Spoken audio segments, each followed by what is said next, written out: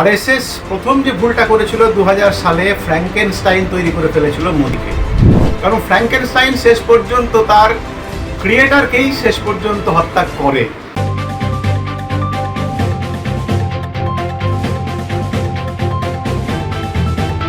রংহীন সংবাদ আর অজানা তথ্যের জন্য দেখুন দিগদর্শন, দশের পাশে দেশের সাথে।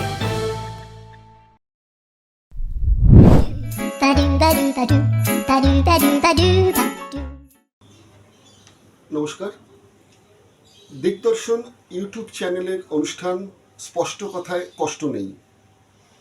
এবারকার পর্বের বিষয়বস্তু, আরএসএসের সঙ্গে মোদির কি দূরত্ব ক্রমশ বাড়ছে? কেন এই প্রশ্ন? কারণ আপনারা জানেন, ইতিমধ্যেই একটি বিস্ফোরক মন্তব্য করে বসেছেন কেন্দ্রীয় বিজেপি সভাপতি জেপি নাড্ডা। তিনি বলেছিলেন, একসময় বিজেপি দলটি ছোট ছিল, তার আগে বিজেপি জন্মাবার আগে ছিল জনসংঘ, শ্যামাপ্রসাদ মুখার্জির প্রতিষ্ঠায়। পরবর্তীকালে যখন জনতা দল তৈরি হলো, তারা বুঝলেন ক্ষমতার কাছাকাছি আসতে হবে। তার জন্য এই সমাজবাদীদের সঙ্গে সব ব্যাপারে সহমত না হলেও ক্ষমতায় আসার জন্য কিন্তু সেই শ্যামাপ্রসাদ মুখার্জিকে যারা এত ভালোবাসেন, এত শ্রদ্ধা করেন, তার তৈরি জনসংঘ দলটার সাইনবোর্ডটা তারা তুলে দিলেন, দিয়ে জনতা পার্টিতে ঢুকে গেলেন। জনতা পার্টিতে ঢোকার পর সেটা 77-এর ঘটনা। 79-এ গিয়ে কিন্তু প্রশ্ন দাঁড়ালো যে জনতা দল যেহেতু সেকুলার, সুতরাং সেখানে আরএসএসের মেম্বারশিপ আবার জনতা পার্টির মেম্বারশিপ দুটো রাখা যাবে না। এই নিয়ে একটা বিতর্কতে প্রায় তখন 85 জন ছিলেন দলের জনতা পার্টির মধ্যে, তারা বেরিয়ে গেলেন জনতা পার্টি থেকে। জনতা দল ভেঙে গেল, জনতা পার্টি ভেঙে গেল, এবং সেই সময় তৈরি হলো এই বিজেপি।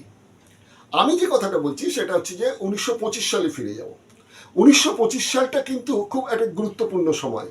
সে সময় কংগ্রেস জাতীয়তাবাদী এই স্বাধীনতার আন্দোলনটাকে তাদের গ্রিপে নিয়ে নিয়েছে। এদিকে 1925 সালের 26শে ডিসেম্বর ভারতে কমিউনিস্ট পার্টি তৈরি হয়েছে। আবার এই 1925 সালেই কিন্তু বিজয়া দশমীর দিনে গোলওয়ালকার আরএসএস অর্থাৎ রাষ্ট্রীয় স্বয়ংসেবক সংঘ তৈরি করলেন। কারণ কি? তিনি কিন্তু আগে কংগ্রেসীদের সঙ্গেই ছিলেন, পরে কংগ্রেসীদের সঙ্গে সমঝোতা ঠিক মতন হচ্ছে না, তিনি বেরিয়ে গিয়ে দল তৈরি করলেন আরএসএস। কিন্তু বলা হলো যে রাজনীতির সঙ্গে নয়, আরএসএস সামাজিক সংগঠন, হিন্দু সংস্কৃতি ও সামাজিক কাজকর্ম করবে আরএসএস, এবং তার মূল উদ্দেশ্যই ছিল সেটা হচ্ছে হিন্দু রাষ্ট্র গঠন করবে, এবং একটি দল এই জনসংঘ, পরবর্তীকালে বিজেপি, এই কাজটা করবে। তার জন্য যে গুটি সাজানোর যে জায়গাটা আরএসএস করে গেছে। 2025-এ আরএসএসের 100 বছর পূর্ণ হবে। ভারতের স্বাধীনতা সংগ্রামের 75 বছরের 1 বছর আগে থেকে কিন্তু মোদিজি ঢাকঢোল পিটিয়ে তার প্রচার শুরু করে দিয়েছিলেন। কিন্তু আরএসএস যে 25-এ যে 100 বছরে যাবে, তার কোনো প্রস্তুতির খবর এখনো পর্যন্ত নেই। 25 সালে ক্ষমতায় ফিরলে পরে তারপর হয়তো ঢাকঢোল পিটিয়ে হবে, কি হবে সেটা পরের কথা। আমরা এই আরএসএস এর জন্মের যে বিষয়টা, এটা একটা ছোট্ট করে একটা প্রতিবেদন দেখে নিই। এই প্রসঙ্গটা আসছে এই জন্য যে এখন জেপি নাড্ডা বলে দিয়েছেন যে এখন দল অনেক বড় হয়ে গেছে, আরএসএস এর আর অভিভাবকত্ব কোনো প্রয়োজন নেই। যখন ছিল তখন ছিল, এখন বিজেপি একাই বলিয়ান। এই ঘটনাটা কিন্তু খুব ছোট্ট করে ভাবলে হবে না। এবং জেপি নাড্ডা যে কথাটা বলেছেন, এটা নিজের একটা মনের কথা উনি প্রকাশ করেছেন তা নয়, কিন্তু এটা কিন্তু মানুষ বোঝেন, যারা রাজনৈতিক বিশ্লেষকরা আছেন তারা পর্যন্ত বলছেন যেটা যদি মোদি এবং অমিত শাহের সম্মতি না থাকতো, জেপি নাড্ডার ক্ষমতা নেই এই কথাটা উনি বলেন। তাহলে আরএসএস এর কি ভূমিকা ছিল অতীতে, সেই সম্পর্কে একটা ছোট্ট প্রতিবেদন আপনাদের সামনে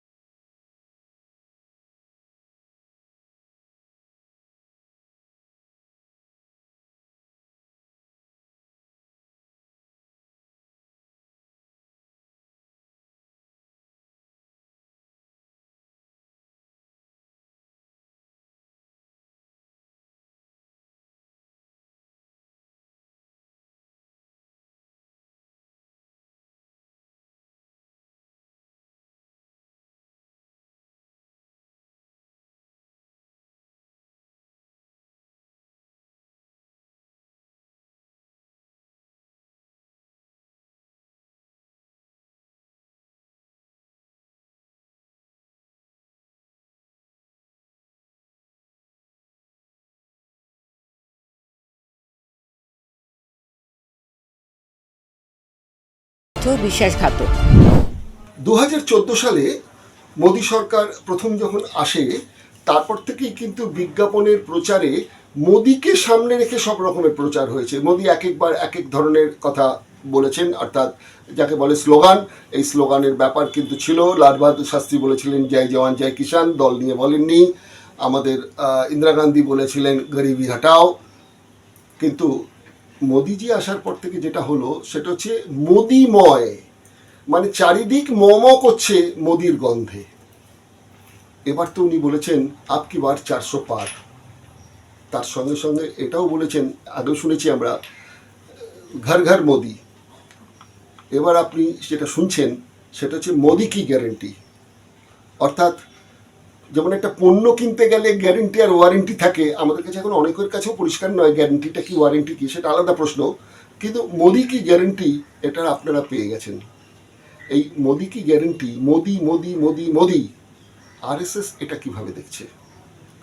আরএসএস কিন্তু, আমি বলছি না, আরএসএস কাছাকাছি লোকজন, পরে আসছে সে কথায়, আরএসএস এর কাছাকাছি লোকজন তারাও বলছেন আরএসএস কিন্তু পছন্দ করছে না মোদি মোদি মোদি মোদি মোদি। মোদি কে? মোদি হচ্ছে আরএসএস নিয়ন্ত্রিত একটি সংগঠন যারা পরিচালনা করবে। কিন্তু দেখা যাচ্ছে যে সেটা হচ্ছে না। আদবানি এবং আরও দু একজনকে নিয়ে একটা কমিটি গড়ে তোলা হয়েছিল যারা মোদিজির মানে মন্ত্রিসভার সঙ্গে নিয়মিত যোগাযোগ রেখে তাদের ঠিক মতন পরামর্শ দেবেন। এখন পর্যন্ত সংবাদ সূত্রের যা খবর, 2014 সালের পর থেকে এই 2024 সাল পর্যন্ত সেই কমিটির সঙ্গে মোদিজির একটাও মিটিং হয়নি। অর্থাৎ মোদিজি নিজে যেভাবে চলতে চান সেভাবেই চলতে চান। মোদিজি আরএসএস এর লোক, অমিত শাহ আরএসএস করা, ছোটবেলা থেকেই আরএসএস করা লোক। কিন্তু সংগঠনে থাকলে যে কথা বলা যায়, সংসদীয় রাজনীতিতে শপথ বাক্য পাঠ করার পর ক্ষমতা আসার পরে সব কথা কিন্তু সেভাবে বলা যায় না। অর্থাৎ ধর্মনিরপেক্ষতা যতক্ষণ না পর্যন্ত সংবিধান থেকে বাদ দিচ্ছেন ততক্ষণ পর্যন্ত কিন্তু এটাকে মেনে চলতে হবে। আরএসএস এর সেরকম দায়বদ্ধতা নেই। আরএসএস সরাসরি চাইছেন হিন্দু রাষ্ট্রের কথা বলতে, কিন্তু মোদি সেটা বলতে পারছেন না। কোথাও গিয়ে উনি বলছেন ভোটের জন্য, আবার কোথাও গিয়ে বলছেন যে মুসলিমদেরও আমরা সমান চোখে দেখি, মুসলিমদের জন্য আমি ভাই মনে করি, আমার চোখে সবাই সমান, এ কথা উনি বলছেন। অর্থাৎ বিদেশের সঙ্গে যদি সম্পর্ক রাখতে হয়, যেটা মুসলিম সন্ত্রাসবাদের বিরুদ্ধে বিদেশের সবকটা দেশ এক কাট্টা হয়েছে, যদি এখানে এই হিন্দুত্বের ব্যাপারটা নিয়েও যদি কট্টর ব্যাপারটা দাঁড়িয়ে যায়, তাহলে সেই বিদেশ থেকেও কিন্তু বলা হবে যে এটা কট্টর হিন্দুত্ববাদী দেশ হয়ে যাচ্ছে। মোদি সেটা চান না, কেননা চীন, আমেরিকা, রাশিয়া এই বৃহৎ শক্তিগুলোর সঙ্গে একটা নরম গরমের সম্পর্ক মেনটেন করতে গেলে ওই হিন্দুত্ববাদের কথা নিয়ে সেখানে গেলে চলবে না। সেটা অমিত শাহ বোঝেন, সেটা মোদিজি বোঝেন। আরএসএস এর সেটা মাথা ব্যথা নেই। আরএসএস তাই মোদিজির এই কথাবার্তাটা ঠিকভাবে পছন্দ করছেন না। এই যে বিষয়টা, এই বিষয়টা নিয়ে থাকছে আমাদের একটা ছোট্ট প্রতিবেদন।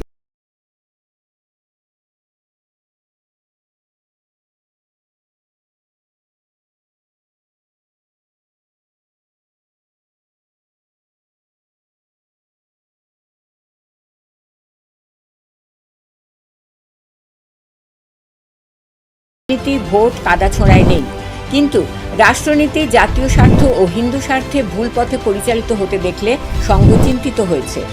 ভাগবত এও বলেছেন, সংঘ এখন রাজনৈতিক ক্ষমতার কাছাকাছি। আরএসএস এর বর্তমান তাত্ত্বিক অবস্থান স্পষ্ট হয়েছে দত্তাপত্তি থেঙ্গাডিভ থার্ডওয়ে ও এমজি বোকারের হিন্দু ইকোনমিক্স বই দুটিতে। দুটি বইয়ের মূল বক্তব্য, পশ্চিমীয় অর্থনীতি এদেশের নয়, হিন্দু অর্থনীতিতেই মুক্তি। অর্থাৎ হিন্দু রাষ্ট্র গঠনের প্রাথমিক প্রক্রিয়া শুরু হয়ে গেছে। আরএসএস এর সঙ্গে বিজেপির যিনি প্রথম প্রধানমন্ত্রী হন, যেটা বলছিলাম অটল বিহারী বাজপেয়ী, তার সঙ্গে সম্পর্কটা যেমন খারাপ হয়েছে, তারপর থেকে আমরা শুনেছিলাম 2019-এ নাকি মোদির এই মোদি মোদি মোদি মোদি বিষয়টা আরএসএস ভালো চোখে দেখছে না। তখন একবার কথা উঠেছিল, তাহলে কি মোদিকে পেছন থেকে যে সাপোর্টটা আরএসএস দেয়, জেনে রাখতে হবে যে সারা ভারতবর্ষে 543টা আসনের মধ্যে কমসে কম 150টা আসন প্রভাব বিস্তার করতে পারে আরএসএস। সেই জায়গায় 2019-এও একবার কথা উঠেছিল যে আরএসএস বোধহয় সেভাবে মোদির পেছনে আর দাঁড়াচ্ছে না। সে ব্যাপার নিয়ে ক্রাইম ব্রাঞ্চ বলে একটা পাক্ষিক পত্রিকায় আমি 2019 সালে লিখেছিলাম। এবার 2024-এও সেরকম একটা জায়গা দাঁড়াচ্ছে যে মোদির পেছনে আরএসএস বোধহয় সেভাবে থাকবে না। কেননা সুব্রমণিয়াম স্বামী বলেছেন যে বিজেপির উচিত এবার ক্ষমতাটা বিরোধীদের হাতে দিয়ে দেওয়া। বিরোধীদের যে খিচুড়ি সরকার তৈরি হবে সেটা 1.5-2 বছরের বেশি টিকবে না, সেই জনতা সরকারের মতন মানুষ বিরক্ত হয়ে তখন আবার বিজেপিকে ভোটটা দেবে। যখন বিজেপিকে ভোটটা দেবে তখন আরএসএস মাইনাস মোদি একজনকে প্রধানমন্ত্রী হিসেবে নিয়ে নির্বাচন করে যদি আসে তাহলে বিজেপি টিকে যাবে। সাংবাদিকরা প্রশ্ন করেছিলেন যে মোদি ছাড়া কার মুখ হবে। একটু হেসে জবাব দিয়েছিলেন সুব্রমণ্যম স্বামী যে জওহরলাল নেহেরু মরে যাবার পর কে প্রধানমন্ত্রী হবে আপনি জানতেন? লাল বাহাদুর শাস্ত্রী উঠে এসেছিলেন। চন্দ্রশেখর প্রধানমন্ত্রী হবে আপনারা জানতেন? আমি নিয়ে এসেছিলাম। নরসিমহা রাও প্রধানমন্ত্রী হবে আপনারা জানতেন? শূন্যস্থান ঠিক পূরণ হয়ে যায়, বিজেপিরও সেই শূন্যস্থান পূরণ হয়ে যাবে। এই সম্পর্কে কে কি বলছেন সেটা একবার দেখে নিই। একটি ইউটিউব চ্যানেলে আমার কাছে যে ক্লিপিংটা আমরা পেয়েছি, সে ইউটিউব চ্যানেলে এক সাংবাদিক কি বললেন সেটা আপনাদের শোনাই। वो कहते थे कि नेहरू के बाद इंदिरा के बाद राजीव के बाद राजीव का कुत्ता, ऐसा कहते थे पंजाब में। हाँ, वो ऐसा नहीं हुआ ना, फिर कांग्रेस हारने लगी। हाँ। अच्छा, सबसे बड़ा सवाल ये है कि आप कह रहे हैं कि मोदी जी ठीक से काम नहीं कर रहे, आप कह रहे हैं कि राहुल और ठीक से सोनिया काम नहीं है, उसको तो समझ में नहीं आती क्या करना है। चलिए, ये तो और आपने बड़ा बयान दे मैं दिया। कह रहा हूँ राहुल और सोनिया आपने कहा मोदी जी की जेब में है। हाँ। तो फिर 2024 में कौन है, कौन चेहरा है फिर? पब्लिक है। इंदिरा गांधी पब्लिक तो पीएम नहीं बन सकती सर। ने इंदिरा गांधी को हराया तो पब्लिक ने, और किसने हराया? और एक सीट भी नहीं। सारा उत्तर भारत में पढ़े लिखे लोग, दक्षिण में सब इंदिरा को वोट दी। पर ये अनपढ़ लोगों ने जो भारतीय संस्कृति में लिप्त हैं, उन्होंने इंदिरा गांधी को हराया। इंदिरा गांधी को खुद हरा दिया, उसके कॉन्स्टिट्यूंसी में उसके बेटे को हरा दिया। ये किसने किया?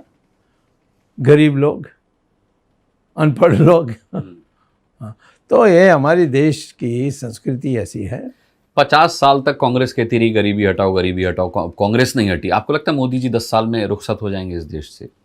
जबकि 15 साल तो वो सीएम रहे गुजरात के। खुलेआम कह दिया उसको, बस 10 हो गया, दो टर्म मिल गई और उसको जाना चाहिए, किसी और को मिलना चाहिए। वो किसी और कौन होगा सर? पार्टी के अंदर से ही होगा, और पार्टी के अंदर से मैं उसका नाम लूंगा तो सब लोग मिलकर उसको खत्म कर देंगे। अरे, तो इसीलिए मैं नाम नहीं लूंगा। तो हमारी लोग कह रहे हैं कि योगी भी आ सकते हैं। कोई भी आ सकता है। हाँ। मैं किसी का नाम नहीं लूंगा क्योंकि उसका नुकसान करूंगा मैं नाम लूंगा तो। और आप तो कह रहे हैं कि मोदी जी से सब डरे हुए हैं, तो जब डरे हुए हैं तो आगे कैसे आएंगे? डरे हुए हैं तो आप लोग डरे हुए हैं। नहीं, हाँ, और मैं क्या? तो कम से कम अपनी गारंटी लेता हूँ। मैं कहता हूँ कि हमारी पार्टी में लोग कहते हैं कि काय को हम स्टैंड लें, तो मैं ये कहता हूँ कि बाहर व्यक्त करने मेरे जैसे लोग बहुत कम हैं। क्योंकि सबको तो कुछ ना कुछ आशा होती है। मैंने तो सब देख लिया आज। हाँ, तो मुझे कोई ऐसा आशा नहीं है कि मुझे प्रधानमंत्री बनना है। देश भर के आए संदेशों ने बता दिया कि सरकार किसी की नहीं बनने जा रही है। एक हंग पार्लियामेंट की तरफ देश जाता हुआ दिखाई दे रहा है पहले चरण के बाद। आगे चरण क्या होंगे मैं नहीं कह सकता। और यही कारण है कि नागपुर की उस रात की बहुत सारी कहानियां, बहुत सारे काले अध्याय, बहुत सारी अनसुलझी कहानियां नागपुर में तैर रही हैं। एक ऐसे शानदार पत्रकार के पास ले जा रहा हूं आपको, जिसने नागपुर की उस रात की कहानी को डिकोड किया, जिसके नागपुर में रिश्ते बहुत अच्छे हैं, जिसने बताया कि उस रात को गवर्नर हाउस में प्रधानमंत्री जी क्यों मायूस हो गए, क्यों उन्होंने संघ से कहा अब आप ही सब कुछ हैं, हम तो गए। समझ गए होंगे आप। राजीव रंजन जी के पास ले चल रहा हूं, नागपुर में रहते हैं, बहुत सीनियर जर्नलिस्ट हैं, बहुत शानदार अनुभव है, बहुत अंदर की खबरें निकाल के लाते हैं। राजीव भाई बहुत बहुत स्वागत है।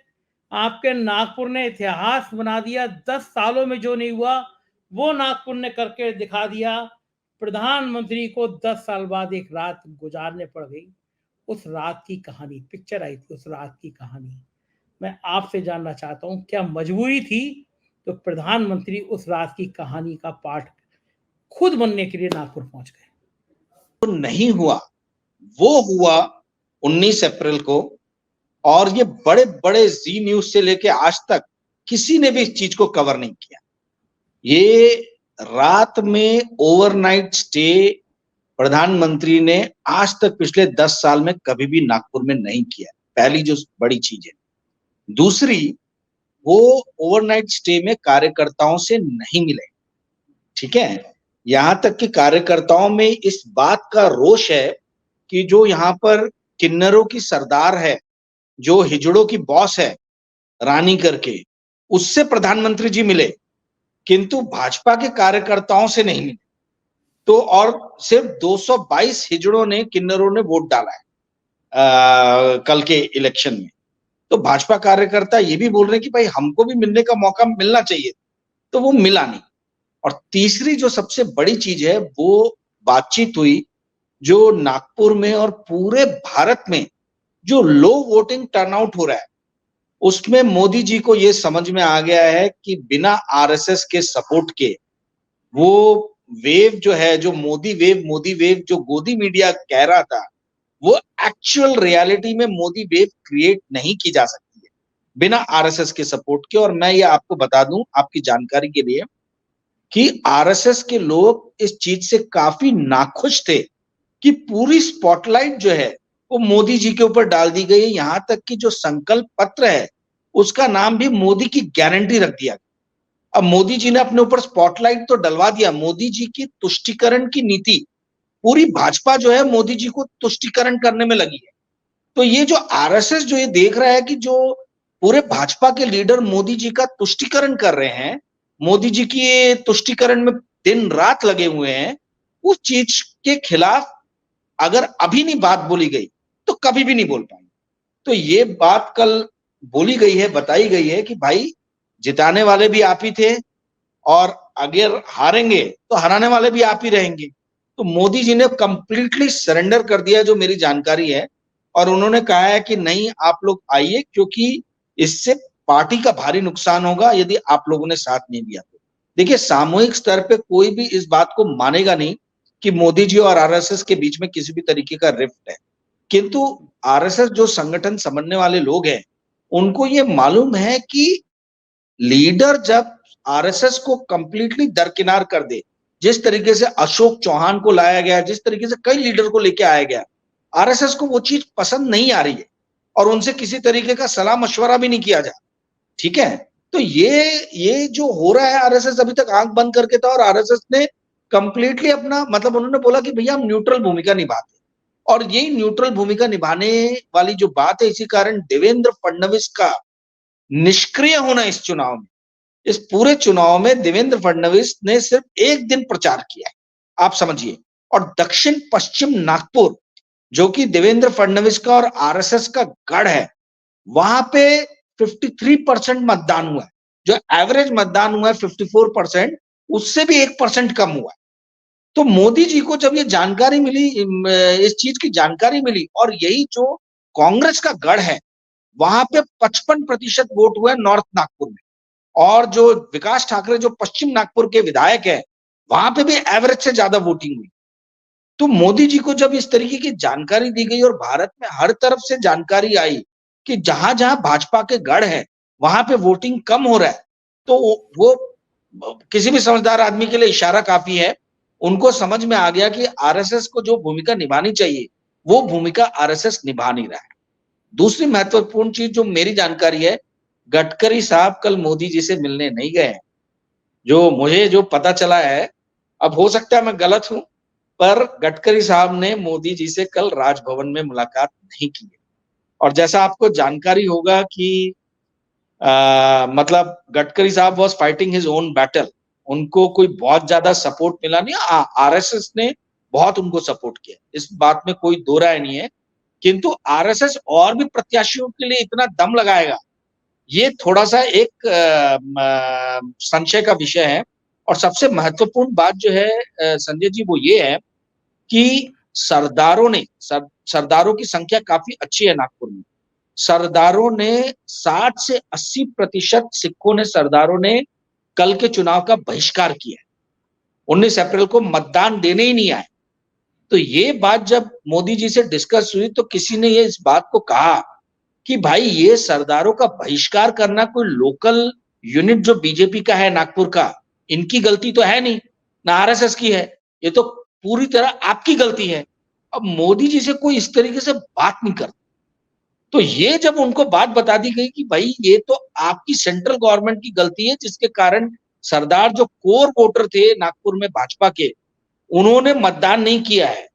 तो मुझे लगता है कि ये चीज भी उनको लगा कि भाई कार्यकर्ताओं से यदि 1-on-1 मिले और छोटे स्तर के कार्यकर्ता जिनको ना मंत्री बनना है ना जिनको मालूम है मैं टिकट मिलने वाली है, मुंहफट रहते हुए कुछ भी बोल सकते हैं। तो उस चीज को अवॉइड कैसे किया जाए, वो भी हो सकता है कि वो भी एक कारण रहा हो कि ये नहीं मिले हैं। क्योंकि कई कार्यकर्ताओं से मैंने बात की और उन्होंने बोला कि भाई जब ये हिजड़ों के सरदार से मिल सकते हैं तो हम क्या उससे भी गए गुजरे हैं क्या, हमसे क्यों नहीं मिल। हिजड़ों के तो सिर्फ 222 लोगों ने वोट डाला है और हम तो सैकड़ों लोगों को लेके आए हैं। तो हमारे साथ क्यों नहीं मोदी जी ने मीटिंग की है, क्योंकि पहली बार मोदी जी नागपुर में ठहरे और बहुत लोगों की इच्छा थी कि वो मोदी जी से मिले, किंतु वो हो नहीं पाया। जी संजय जी। राजीव जी, दो बातें बड़ी महत्वपूर्ण कि आखिर এইমাত্র ভারতের যারা প্রথম সারির সংবাদপত্র বা প্রথম সারির টিভি চ্যানেলগুলো কিন্তু এইসব বিতর্কে বা এই ধরনের সংবাদ সূত্রকে তারা সামনে আনে না। ইউটিউব চ্যানেলগুলো কিন্তু সাহসের সঙ্গে এই প্রতিবেদনগুলো তৈরি করে। আপনারা যে প্রতিবেদনটা শুনলেন এখন, সেটা 4 PM চ্যানেলে সঞ্জয় শর্মার সঙ্গে কিন্তু এটা আলোচনা করলেন সাংবাদিক রাজীব রঞ্জন।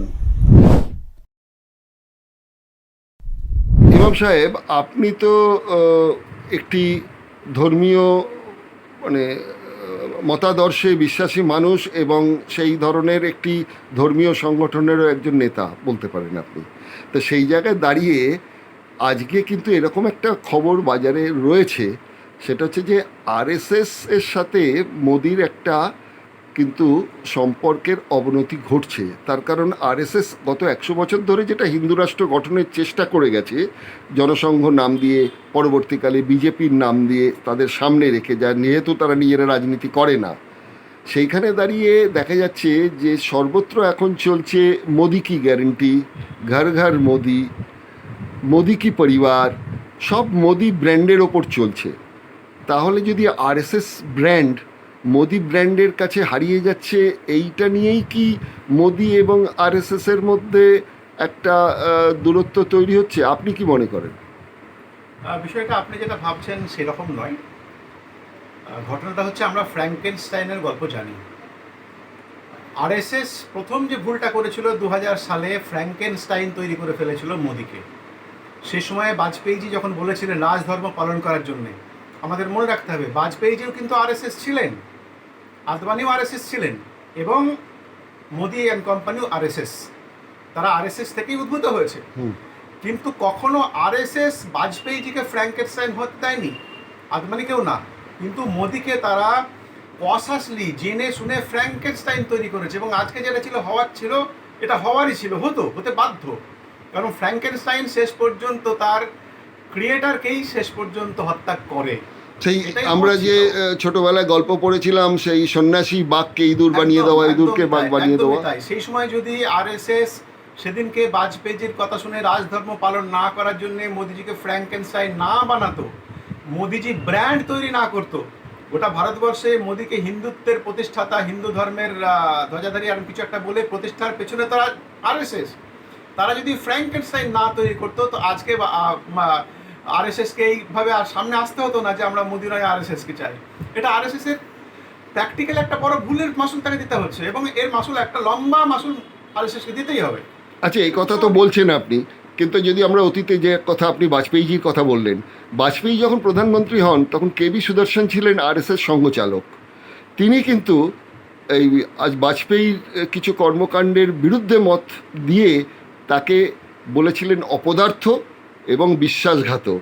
অর্থাৎ দেখা যাচ্ছে বাজপেয়ী সময় থেকেই কিন্তু ক্ষমতার শীর্ষে যারা এসে বসছে তার অনুগত রাজনৈতিক দল, তার সর্বোচ্চ নেতৃত্বের সঙ্গে সংঘাতটা কিন্তু ঠান্ডা গরমে সেটা বলতে পারেন ছাই চাপা ছিল। এটা কি দেখুন, এটা একেবারে সম্পূর্ণ আলাদা একটা বিষয়। মোদিজির আজকের অবস্থান এবং বাজপেয়ীজির অবস্থানের মধ্যে দুটো তফাৎ ছিল। আমি প্রথমেই বলেছি, বাজপেয়ীজি যেটা করতেন সেটা রাজধর্ম পালন করতেন। ওটাকে কি বলা যায় না নরম হিন্দুত্ববাদ? না, আমি বলছি ভারতবর্ষের মতো একটা বিশাল multi cultural, multi state, multi religious জায়গাতে দাঁড়িয়ে যিনি প্রধানমন্ত্রী হবেন তার পক্ষে আরএসএস এর ডট লাইনে চলা সম্ভব নয়। শুধু আরএসএস কেন, যে কোনো ডট লাইনে সম্ভব নয়।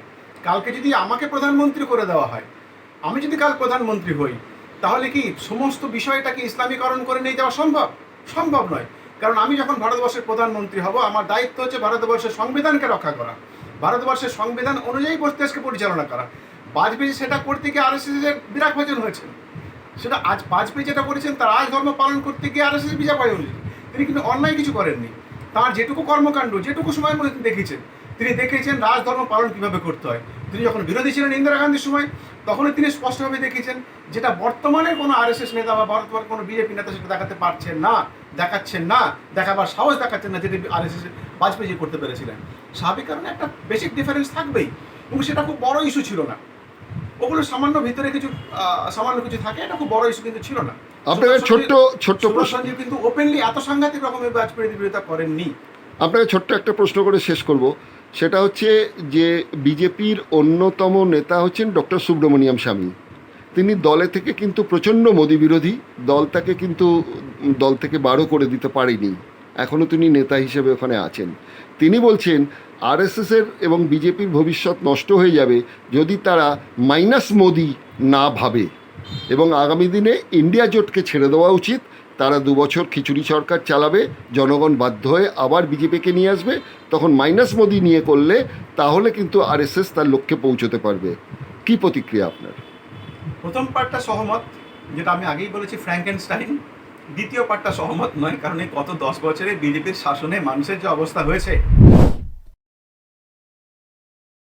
A special interview for The Wire. Could Narendra Modi end up losing the forthcoming elections? And if the answer is yes, what is the explanation?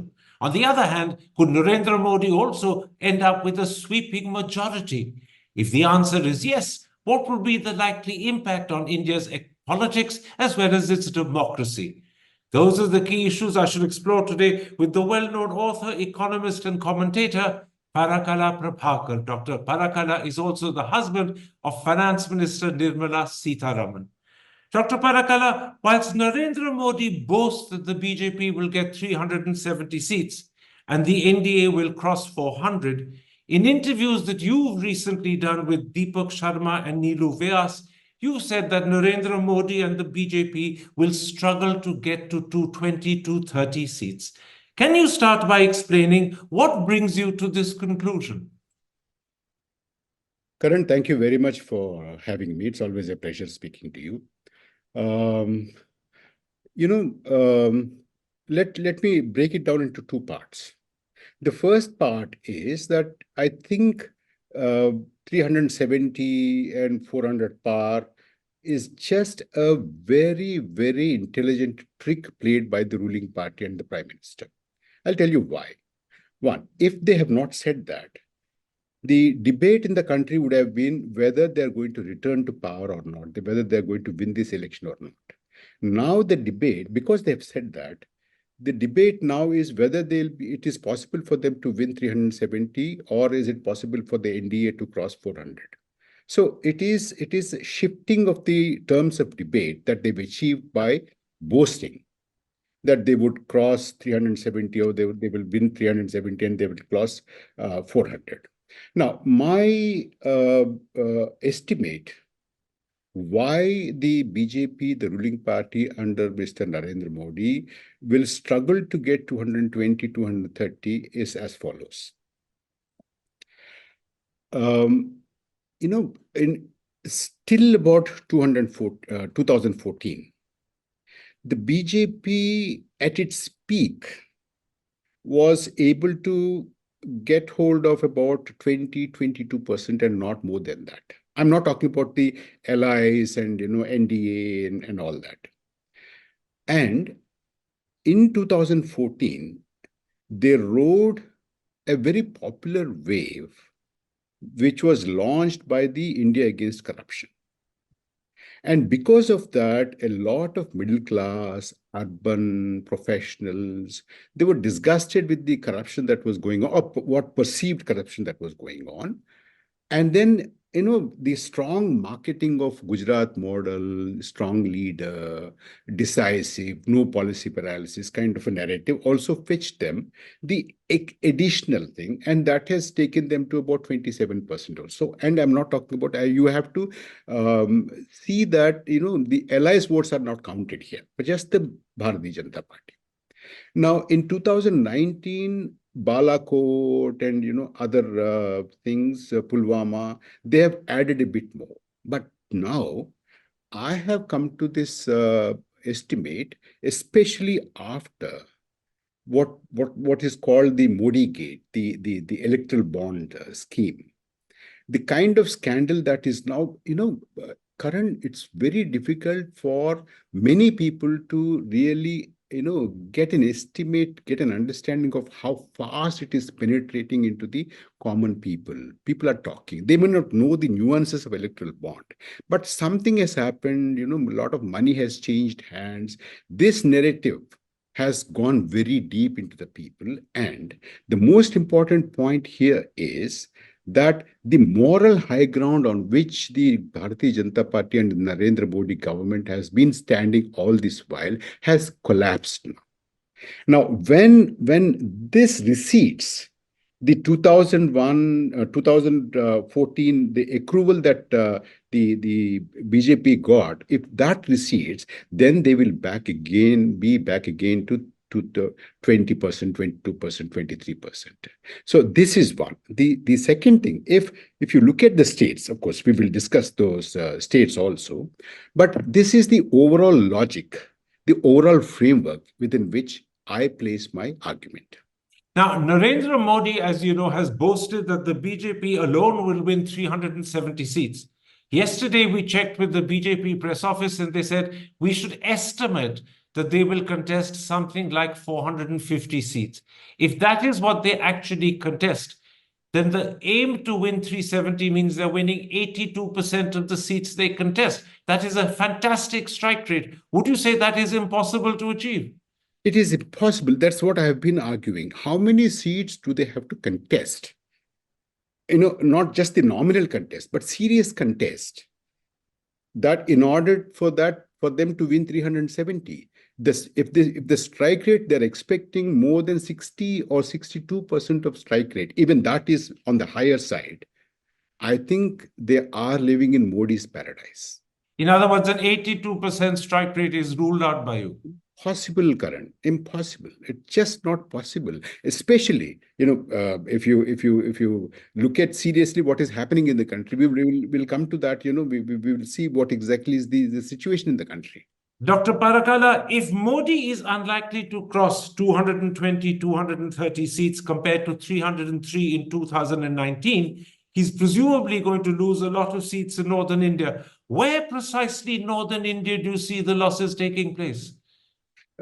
Karan, let us see now, first of all, which are the states which have given them a huge support in 14 and 19 too. Uttar Pradesh, Bihar, Rajasthan, Madhya Pradesh, and of course their home turf, that is Gujarat. This is the core area.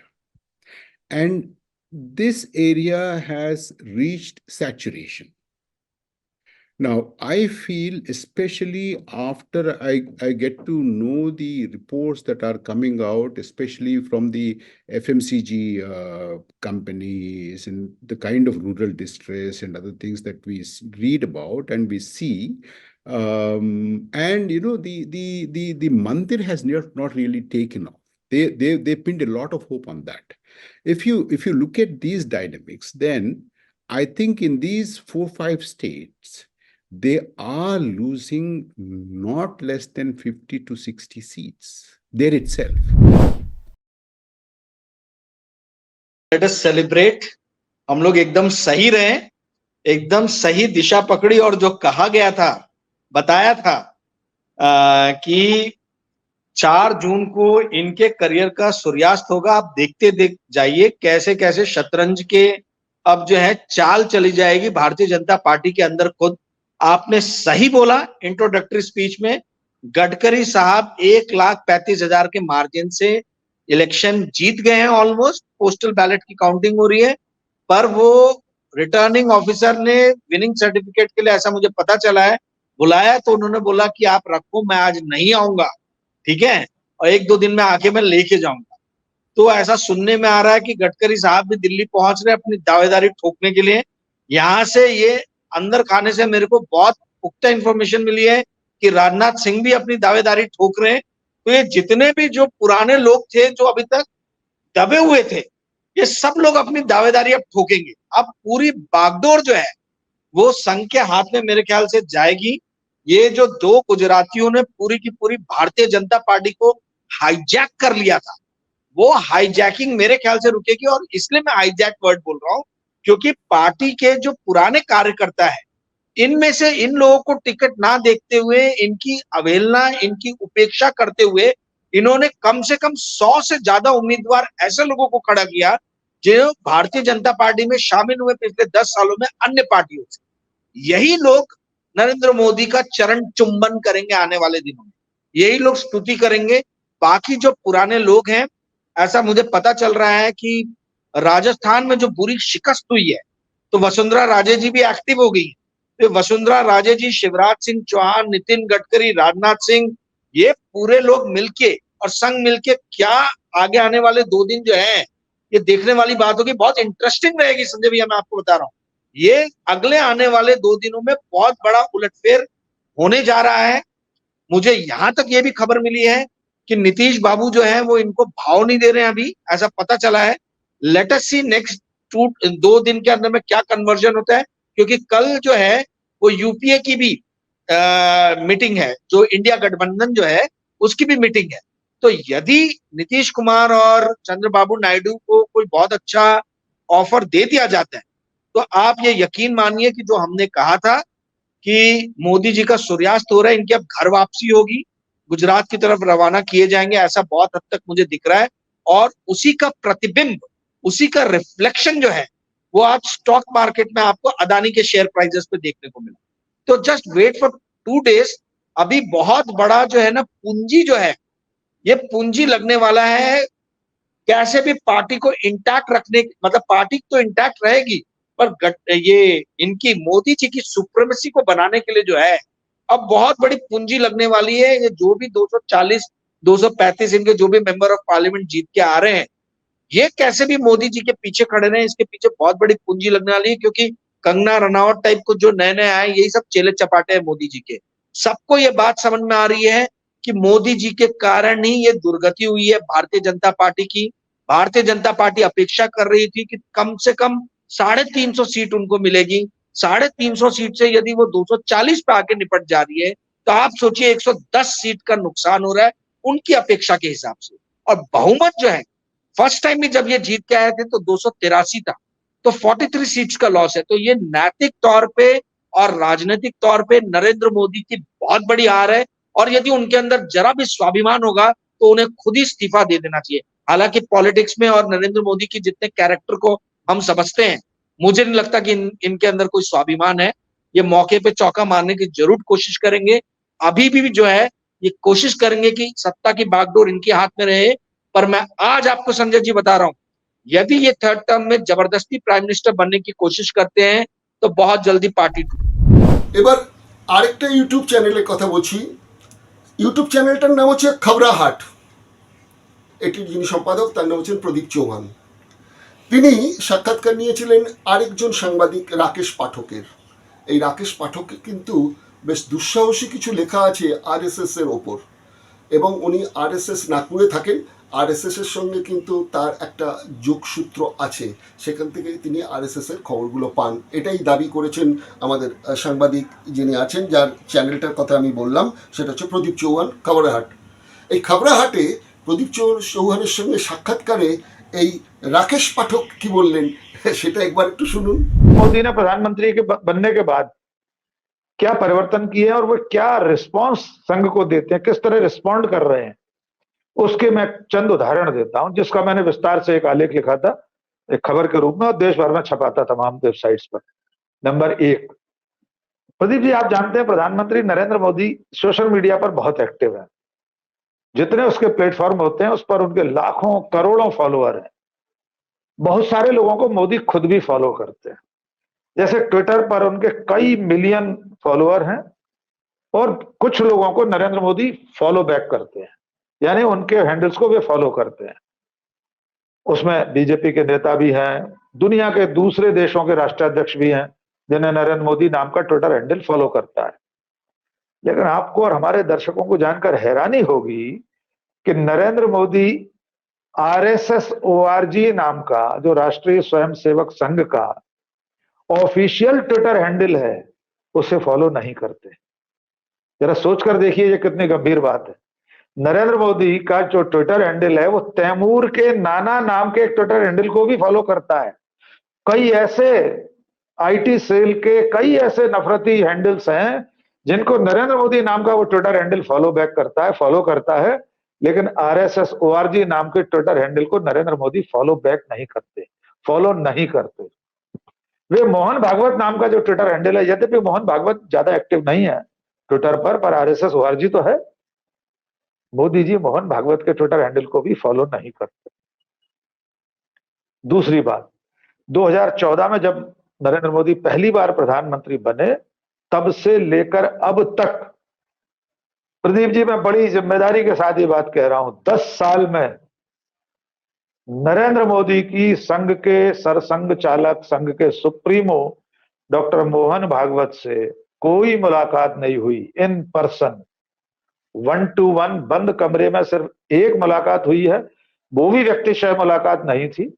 सरकार बनने के बाद दिल्ली में संघ और सरकार के बीच एक समन्वय समिति गठित हुई थी, उसकी बैठक हुई थी और संभवतः मध्य प्रदेश भवन में हुई थी, चाणक्यपुरी में।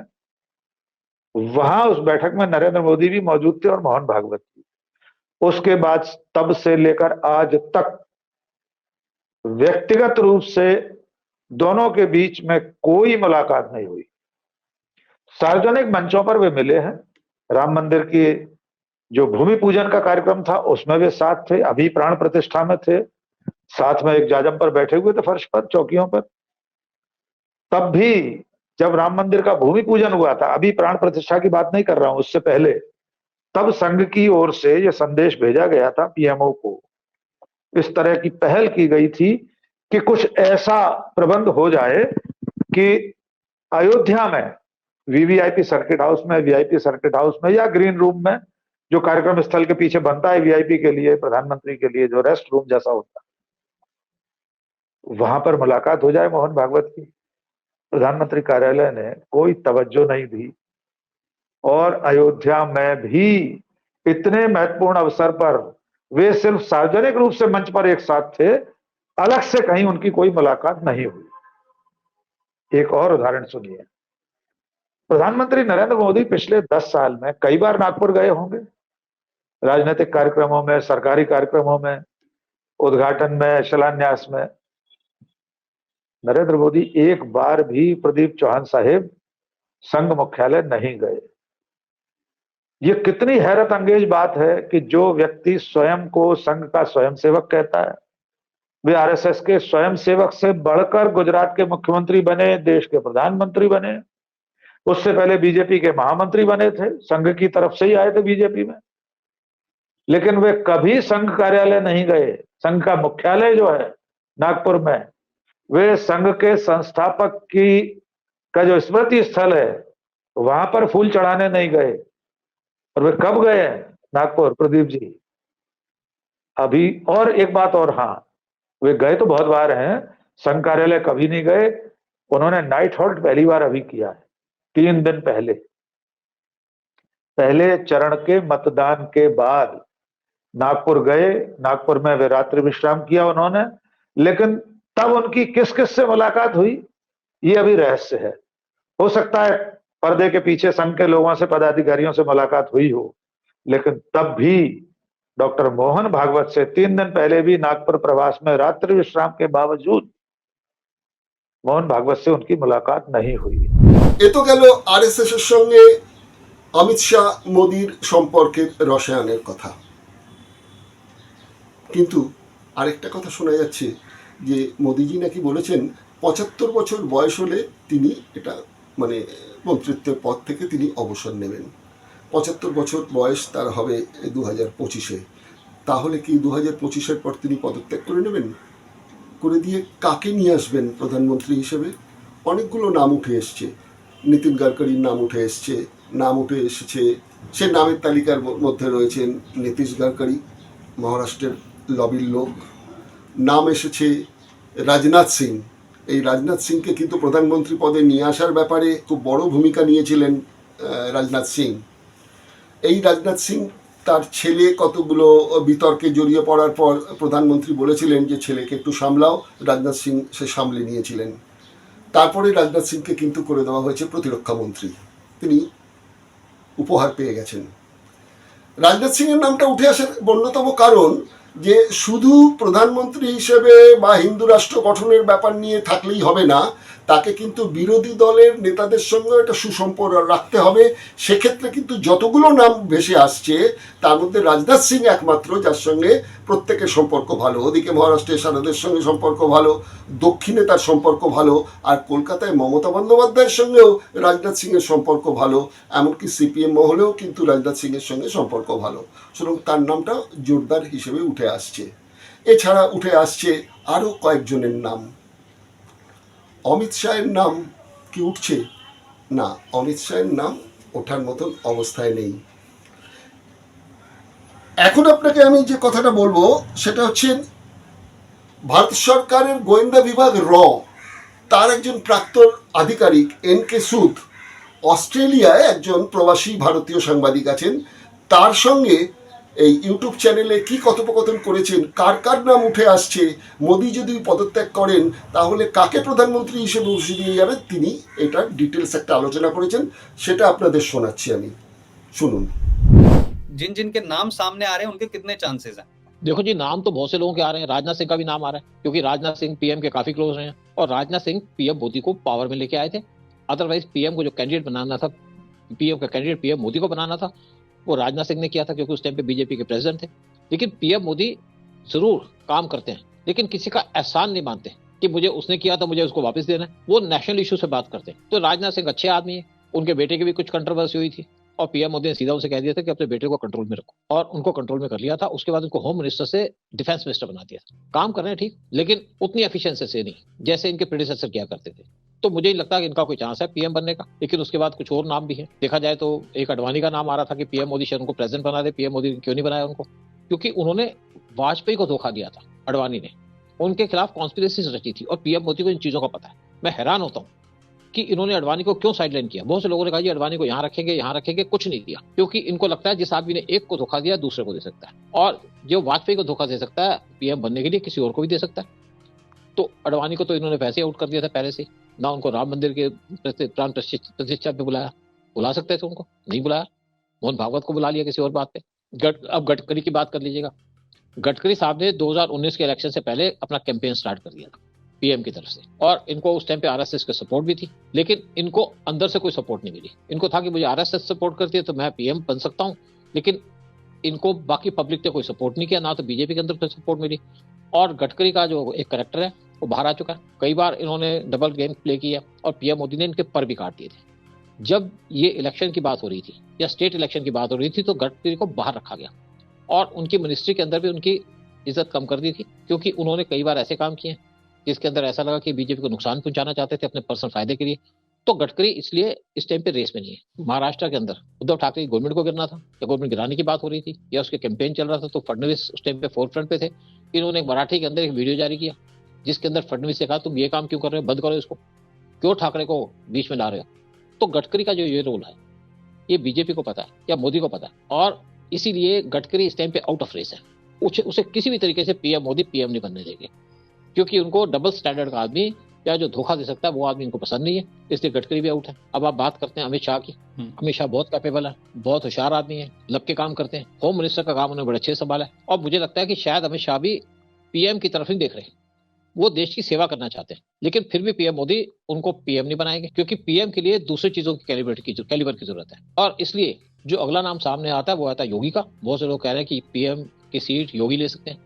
अब देखिए कि दोनों में क्या सिमिलरिटी है। पीएम मोदी और योगी के अंदर दोनों सिंगल है, दोनों डिवोटेड है। एक सफेद कपड़े पहन के सन्यासी होता है, दूसरा भगवे कपड़े पहन के सन्यासी बना होता है। ये सिमिलरिटी है। और इस टाइम पे इंडिया का जो नाम चल रहा है वर्ल्ड के अंदर, वो मंदिर के ऊपर चल रहा है और चलता रहेगा, और भगवे के ऊपर चल रहा है। भगवे की आज पहचान है। और पीएम मोदी बाहर जाते हैं तो भूखे नंगे रह जाते हैं, कुछ खाते नहीं है, कुछ पीते नहीं है, फिर भी वहां पे मीटिंग्स अटेंड करते हैं। अभी 11 दिन ये नारियल पानी पी के रह रहे थे। और योगी का भी यही काम है।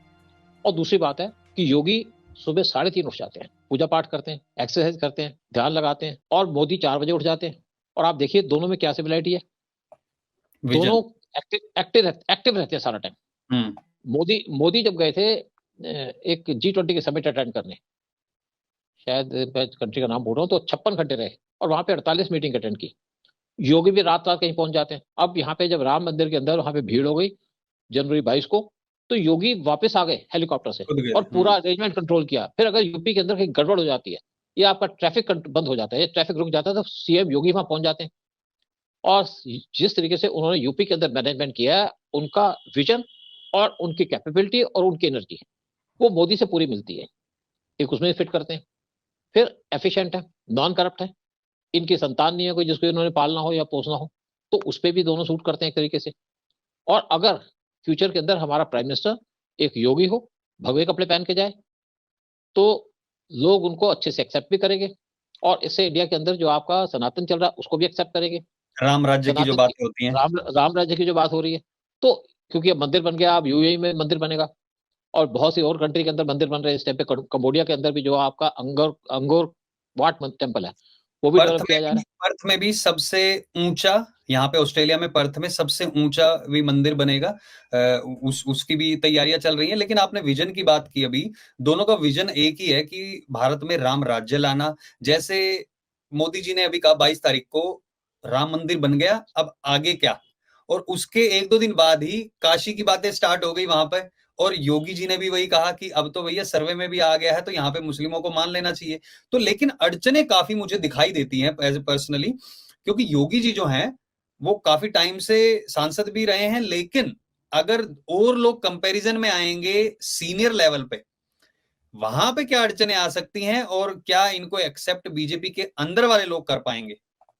देखिए ऐसा था कि जब पीएम मोदी बने ना, जब पीएम बने मोदी साहब, तो वसुंधरा राजे को बड़ी दिक्कत हुई। उसने कहा मैं सीनियर हूं, लेकिन पीएम मोदी बने, पीएम मोदी प्राइम मिनिस्टर बने, सक्सेसफुल रहे। और इस टाइम पे वसुंधरा राजे के पर काट दिए उन्होंने, क्योंकि जब 2020 का इलेक्शन हुआ, 2018 का इलेक्शन हुआ था राजस्थान के अंदर, तो बीजेपी ने जीतना था। लेकिन वसुंधरा राजे के जो लॉयलिस्ट थे उनकी सीटें काटी गई और उसके बाद बीजेपी जरूर हार गई उस टाइम पे। लेकिन अभी जो इलेक्शन हुए राजस्थान के अंदर, वहां पे वसुंधरा राजे को साइड पे रखा गया, क्योंकि वो 8 बजे के बाद किसी की कॉल नहीं लेती, सुनती नहीं है और अपने आप को सीनियरिटी जूनियरिटी वहीं फंसी हुई है। तो इनको लास्ट मोमेंट पे अंदर लाया गया और फिर था कि चलो मैं आ गई हूँ। और इलेक्शन के अंदर इनका रोल था, क्योंकि इनके भी बहुत फॉलोअर हैं। उसके बाद इनको फिर काट दिया, क्योंकि अगर वसुंधरा राजे सीएम रहती राजस्थान की, तो बीजेपी को नुकसान कर सकती थी, पीएम मोदी को नुकसान कर सकती थी, और पीएम मोदी रिस्क नहीं लेते, इसलिए उनको साइड पे कर दिया। लेकिन अब बात करते हैं योगी की। योगी के अंदर कुछ कमियां भी जरूर है कि उनको शायद पूरी नॉलेज नहीं है फॉरेन रिलेशंस की। तो मुझे लगता है कि इस इलेक्शन के बाद योगी को सेंटर में लाया जाएगा और पीएम मोदी उनको साथ लेकर के उनको स्टडी में रखेंगे, उनको सिखाएंगे। और आप देखते हैं कि योगी ने बहुत चीजें सीख ली। किसी ने, जब ये यूपी के चीफ मिनिस्टर बने थे, तो किसी ने सोचा था कि योगी के अंदर क्या कैपेबिलिटी है। उन्होंने कहा जी सन्यासी को बिठा दिया है, सब कुछ है, चलो जी ठीक है, काम कर लेंगे, सब कुछ है, जैसे आम सीएम बैठते हैं। योगी ने तो पूरे यूपी को हिला दिया और आज वो मॉडल बने पूरे वर्ल्ड के सामने कि कैसे वहां पे मुस्लिम को कंट्रोल किया जा रहा है। बात कहूं मैं, यहाँ ऑस्ट्रेलिया के एमपी ने कहा था जब कोविड चल रहा था, योगी जी को हमें उधार दे दो। मतलब एग्जाम्पल्स दूसरे देशों। নির্বাচনোত্তর পর্বে মোদির গ্যারান্টিতে দেশের মানুষ ভরসা করেননি। বিজেপি 400 পার তো দূরের কথা, 250 পার করতে পারেনি। শেষ পর্যন্ত নীতিশ নাইডুর সাহায্য নিয়ে সরকার গড়েছেন মোদি। मैं नरेंद्र दामोदर दास मोदी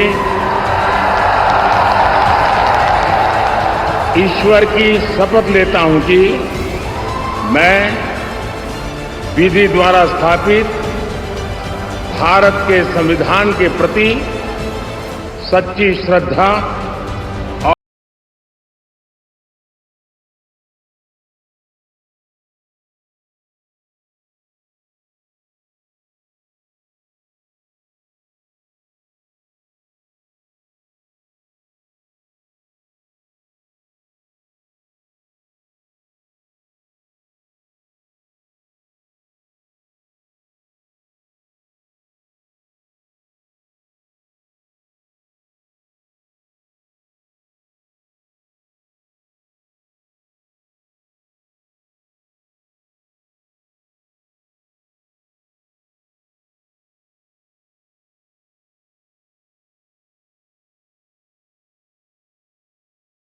কষ্ট নেই।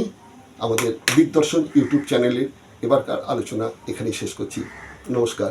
হ্যাঁ, যদি ভালো লাগে তাহলে কিন্তু একটা লাইক দেবেন, একটু সাবস্ক্রাইব করবেন, তাহলে ভালো লাগবে, আমরা একটা নতুন উদ্যম পাবো।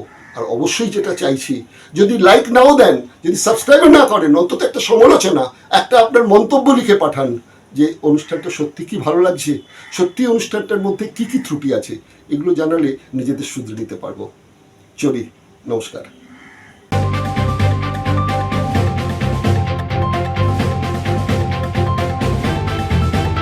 রংহীন সংবাদ আর অজানা তথ্যের জন্য দেখুন দিগদর্শন, 10-এর পাশে, দেশের সাথে।